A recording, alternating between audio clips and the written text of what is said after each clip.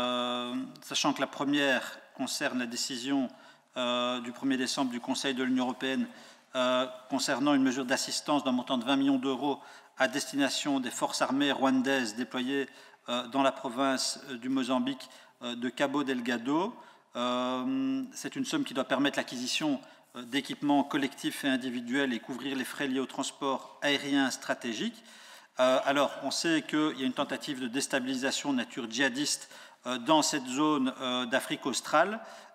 qui doit évidemment retenir toute notre attention, mais qui ne doit pas non plus faire oublier une autre opération de déstabilisation qui est actuellement menée à l'ouest dans la région des Grands Lacs. Et je fais évidemment référence aux actions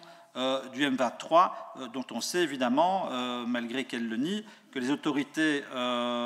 rwandaises le soutiennent. Alors, plusieurs voix se sont élevées afin de dénoncer les faits, que cet appui se fasse sans exigence préalable vis-à-vis du Rwanda de retrait de son soutien au M23. C'est une attitude qui est d'autant plus incompréhensible que tout le monde, évidemment, a à l'esprit les témoignages des survivants des massacres perpétrés dans les villages de Kishiché et de Bombo, pour lesquels la responsabilité du M23 est clairement pointée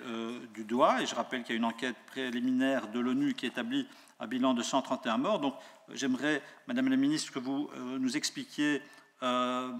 comment l'octroi de cette mesure d'assistance à l'armée rwandaise est perçu par vous dans le contexte actuel, quelle est la position de la Belgique sur ce point, et si on soutient l'ouverture d'une enquête internationale concernant ces massacres.